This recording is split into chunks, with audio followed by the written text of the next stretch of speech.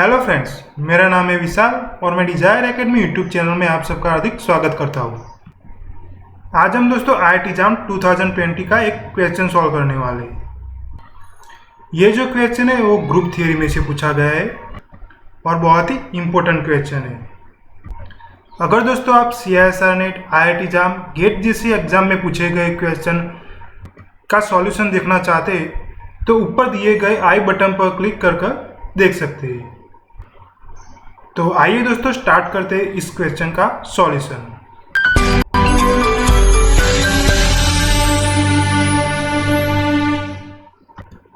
तो आइए दोस्तों देखते हैं सबसे पहले क्वेश्चन क्या है। Let 5 from S3 to S1 be a non trivial non injective group homomorphism. यानी कि हमें यहाँ पर एक ग्रुप होमोमॉर्फिज्म दिया है S3 to S1 और यहाँ पर S3 क्या है, यहाँ पर लिखा हुआ है S3 is a permutation group and S1 क्या है, S1 is a circle group. और सर्कल ग्रुप क्या होता है, the set of complex number whose absolute value is 1। अब दोस्तों हमें पूछा गया है then the number of elements in kernel of 5। यानी कि ये जो कर्नल ऑफ 5 उसमें कितने एलिमेंट्स होंगे वो हमें फाइंड करना है। यहाँ पर दोस्तों ऑप्शन नहीं दिए गए। ये जो क्वेश्चन है किस टाइप का है, न्यूमेरिकल आंसर टाइप क्वेश्चन है। यानी कि जो आंसर आएगा उससे हमें यहाँ पर लिखना है। तो आइए दोस्तों इस क्वेश्चन में यूज होने वाले कुछ रिजल्ट्स एंड डेफिनेशन देखते हैं। यहाँ पर सबसे पहली डेफिनेशन है होमोमॉर्फिज्म। दोस्तों हमें होमोमॉर्फिज्म मालूम है क्या होता है। हमें दो ग्रुप दिए गए G एंड G डैश और उसके बीच में होमोमॉर्फिज्म कैसे डिफाइन करते हैं वो हमें पता है। इस प्रॉपर्टी को सेटिस्फाइड होना चाहिए सबसे पहले, तब ये जो फंक्शन होता है मैपिंग F वो क्या कहलाता है, होमोमॉर्फिज्म। अब दूसरी डेफिनेशन देखते हैं। If F is a homomorphism then kernel of F is denoted by kernel F। और कर्नल ऑफ F कैसे डिफाइन किया गया है यहाँ पर, द एलिमेंट्स ऑफ G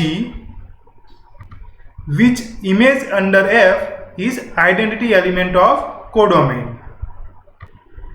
यानी कि यहाँ पर EDS क्या है, identity element of G dash.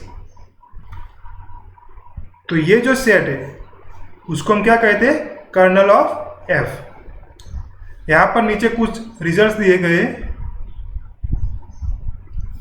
सबसे पहला रिजल्ट है if F from G to G dash is any homomorphism then kernel of F is always a subgroup of G। यानी कि ये जो हमने सेट डिफाइन किया था कर्नल ऑफ F वो हमेशा क्या होगा, ये G का सब ग्रुप होगा। उसी तरह से दोस्तों ये दूसरा रिजल्ट है if F is any homomorphism then FG कैसे डिफाइन किया है, the set of all images. तो जो ये FG होता है वो क्या होता है, सब ग्रुप ऑफ G डैश। उसी तरह third result F is 1-1 homomorphism if and only if kernel of F is singleton element identity. यानी कि ये जो हमें होमोमॉर्फिज्म दिया गया है F from G to G dash वो कब 1-1 होगा, जब उसके कर्नल में सिर्फ आइडेंटिटी आएगा। ये if and only if result है, यानी कि ये दोनों तरफ से ट्रू है। उसी तरह से फोर्थ स्टेटमेंट यानी कि fourth result F is a trivial homomorphism if and only if kernel of F is equal to G। यानी कि जो F होमोमॉर्फिज्म होता है वो ट्रिवियल कब होगा, जब कर्नल ऑफ F खुद G होगा। ये भी if and only if result है। अब दोस्तों हमें एक थियरम पता है, द फर्स्ट आइसोमॉर्फिज्म थियरम, या फिर उसे हम क्या बोलते हैं, fundamental theorem of group homomorphism. उसका स्टेटमेंट क्या है, if F from G to G dash is any homomorphism with kernel F then G quotient kernel F is isomorphic to image of G. तो ये ग्रुप थियरी में बहुत ही important theorem है। अब दोस्तों ये जो हमें S1 ग्रुप दिया गया है, सर्कल ग्रुप, वो किस बाइनरी ऑपरेशन में ग्रुप फॉर्म करता है? Under multiplication. और यहाँ पे एक रिजल्ट दिया गया है फॉर ईच n, यानी कि हर एक नेचुरल नंबर के लिए S1 के पास, यानी कि S1 has the unique cyclic सब ग्रुप ऑफ ऑर्डर n, यानी कि हर एक नेचुरल नंबर के लिए हमें S1 के पास एक यूनिक साइक्लिक सब ग्रुप मिलेगा उस ऑर्डर का।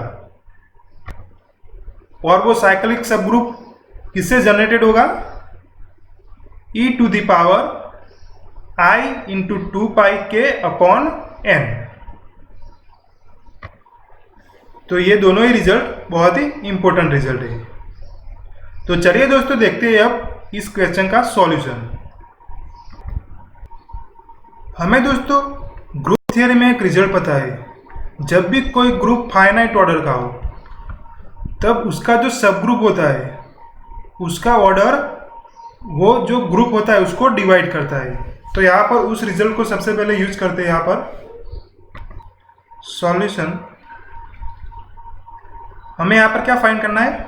ऑर्डर ऑफ कर्नल ऑफ 5, ये हमें फाइंड करना है। और हमने यहाँ पर एक रिजल्ट देखा अभी, we know that kernel of 5 is a subgroup of S3, because हमें यहाँ पर दिया गया है, क्या दिया गया है? 5 from S3 to S1 is a homomorphism.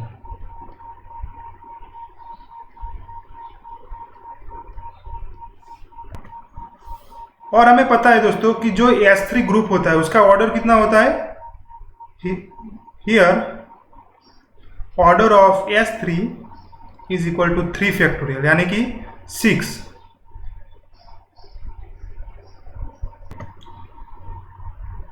And we know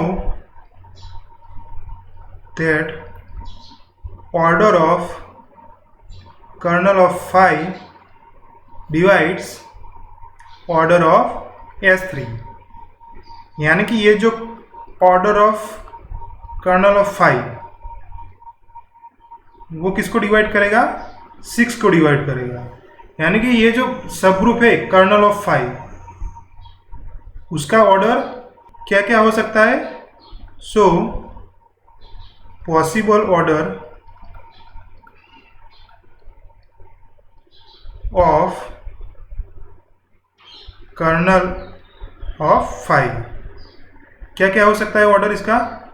6 के जो डिवाइजर होंगे वो, यानी कि 1 भी हो सकता है, 2 भी हो सकता है, 3 भी हो सकता है एंड 6 भी हो सकता है। अब दोस्तों मैं पहला केस लेता हूँ। Suppose case 1, suppose order of kernel of 5 is equal to 1। तो इसका मतलब कर्नल ऑफ 5 उसमें कितने एलिमेंट होंगे? 1 एलिमेंट होगा, और वो कौन सा होगा? Identity element. अब दोस्तों हमने एक आगे रिजल्ट देखा ये वाला,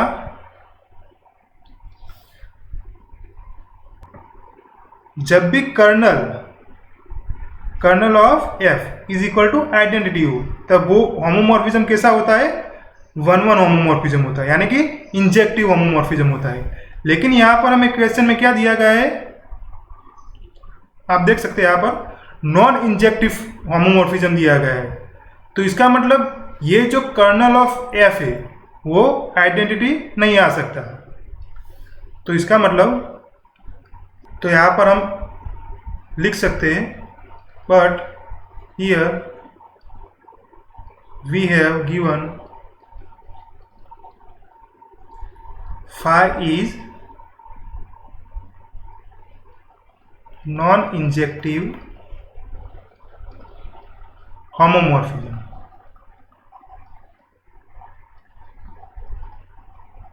तो इसका मतलब जो कर्नल ऑफ फाई है उसमें एक एलिमेंट नहीं हो सकता। अब दूसरा केस लेते हैं यहाँ पर, case 2। Suppose order of kernel of phi is equal to 6, यानी कि ये जो कर्नल ऑफ फाई उसमें कितने एलिमेंट होंगे 6, लेकिन जब ग्रुप का ही ऑर्डर 6 है तो वो कर्नल ऑफ फाई क्या आएगा, फुल जी आएगा। यानी कि यहाँ पर हमें क्या दिया गया है, S3। और अभी हमने एक रिजल्ट देखा, जब कर्नल खुद ग्रुप के इक्वल हो तब वो होमोमॉर्फिज्म कैसा होगा, ट्रिवियल होमोमॉर्फिज्म। लेकिन यहाँ पे हमें जो क्वेश्चन में होमोमॉर्फिज्म दिया गया है वो कैसा है, नॉन ट्रिवियल, यानी कि ये जो कर्नल ऑफ फाई उसमें 6 एलिमेंट नहीं आ सकते। But we have given phi is a non-trivial homomorphism.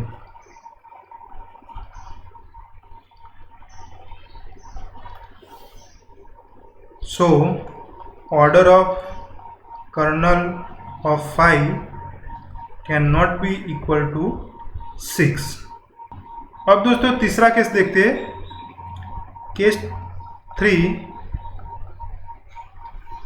Suppose मान लेते order of kernel of phi is equal to 2।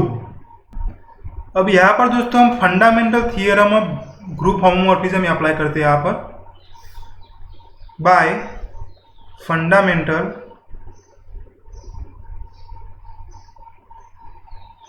Theorem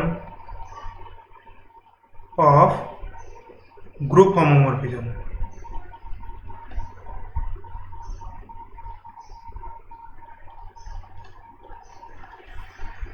उसकी मदद से हम यहाँ पे क्या लिख सकते हैं, S3 coset kernel of phi is isomorphic to phi of S3। अब दोस्तों ये जो दोनों ग्रुप आइसोमॉर्फिक है, ये वाला ग्रुप और ये वाला ग्रुप दोनों ही आइसोमॉर्फिक है, यानी कि ये दोनों ग्रुप के ऑर्डर भी इक्वल होंगे। तो यहाँ पर लिख सकते हैं हम, so order of S3 coset kernel of phi is equal to order of phi of S3। यहाँ पर हम क्या लिख सकते हैं, order of S3 upon order of kernel of phi is equal to order of phi of S3। यहाँ पर हमें S3 का ऑर्डर और कर्नल ऑफ फाई दोनों ही दिए गए। यहाँ पर S3 का ऑर्डर कितना है 6 और कर्नल ऑफ फाई, यहाँ पे जो तीसरा केस है यहाँ पे हमने order of kernel of phi कितना लिया है 2,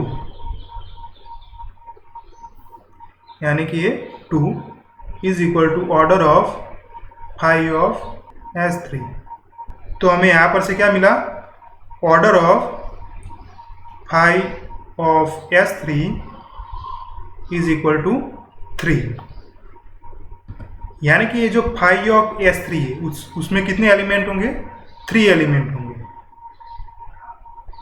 अब जो ये फाई ऑफ S3 है वो सब ग्रुप होगा S1 का। हमने यहाँ पर रिजल्ट लिखा है, यहाँ पर सेकंड वाला रिजल्ट, जब कोई भी ग्रुप होमोमॉर्फिज्म दिया गया हो तो उसकी इमेजेस का जो सेट होता है वो क्या होता है, सब ग्रुप होता है उसके कोडोमेन का।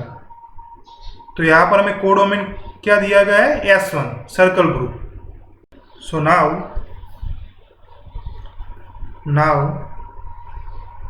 we know that phi of S3 is a subgroup of S1 and order of phi of S3 कितना है यहाँ पर हमने फाइंड किया 3। अब दोस्तों हमने एक लास्ट रिजल्ट देखा था यहाँ पर। क्या था result? For each n belongs to n, S1 has the unique cyclic subgroup of order n। यानी कि कोई भी नेचुरल नंबर दिया हो उसके लिए S1 के पास एक यूनिक साइक्लिक सबग्रुप होगा उस ऑर्डर का, और वो जो साइक्लिक सबग्रुप होगा किससे जनरेटेड होगा? e to the power I into 2πk/n। तो यहां पर से हम कह सकते हैं by known result phi of S3 वो ग्रुप कौन सा होगा? e to the power I 2k/3, और यहाँ पर k की वैल्यू कौन सी होगी? 0, 1 एंड 2। अब दोस्तों आप फाइंड करेंगे तो यहाँ पर हमें ग्रुप मिलेगा 1 ओमेगा एंड ओमेगा स्क्वेयर, और यहाँ पर ओमेगा क्या है? -1 ± √3i/2। तो ये क्यूब रूट ऑफ यूनिटी है। अब जो दोस्तों यहाँ पर हमें ये जो फाई दिया गया है वो क्या है? Group homomorphism. Here phi from S3 to S1 is a group homomorphism.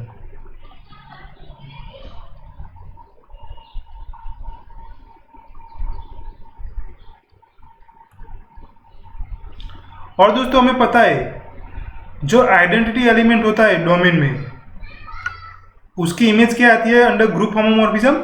Identity element of codomain. यानी कि यहाँ पे हमें पता है इसकी आइडेंटिटी क्या है? आइडेंटिटी ऑफ S3 वो हमें पता है क्या है? I से डिनोट करते हैं हम। और इसी तरह इस जो S1 ग्रुप है उसकी आइडेंटिटी क्या है? 1। तो यहाँ पर हमें पता है कि फाई ऑफ I वो क्या आएगा आंसर?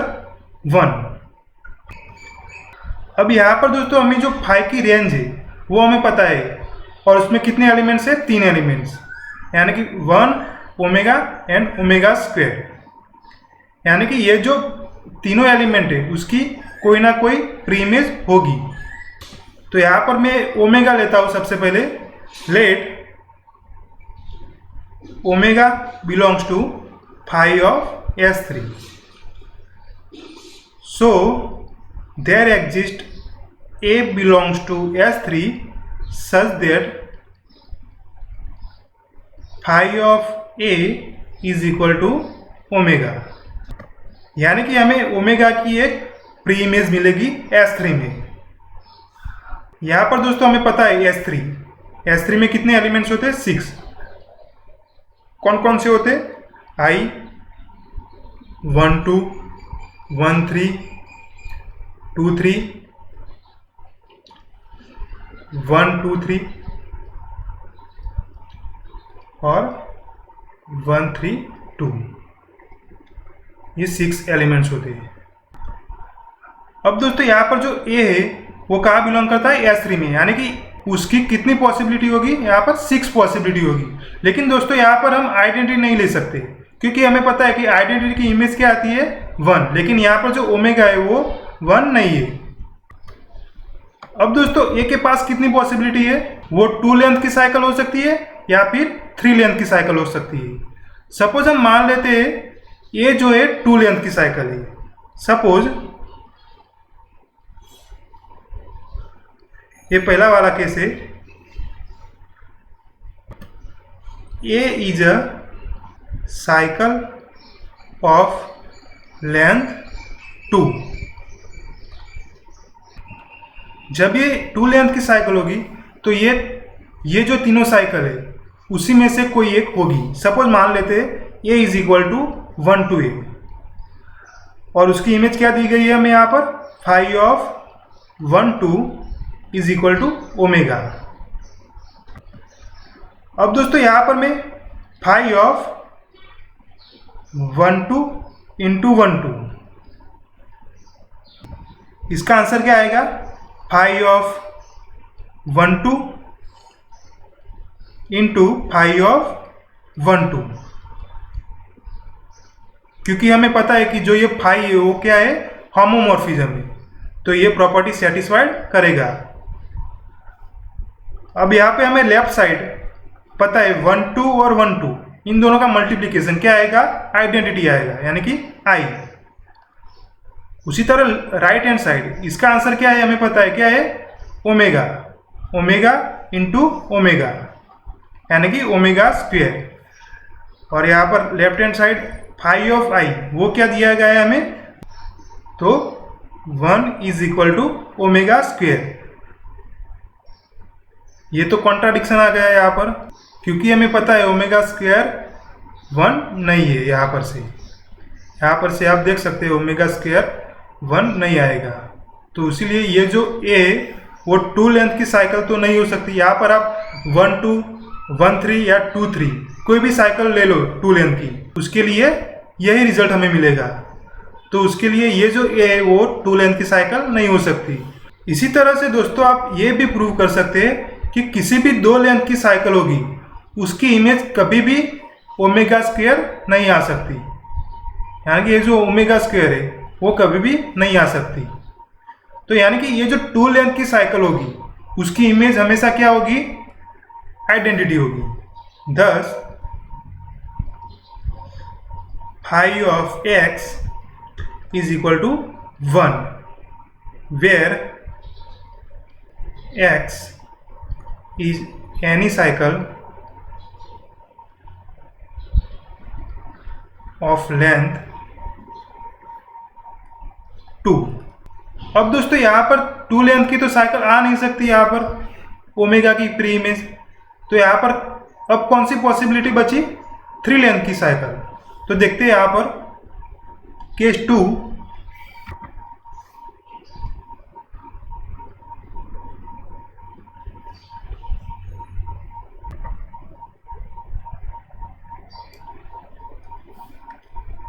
Case 2, suppose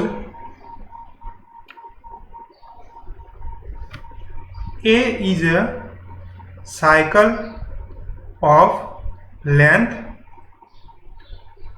3।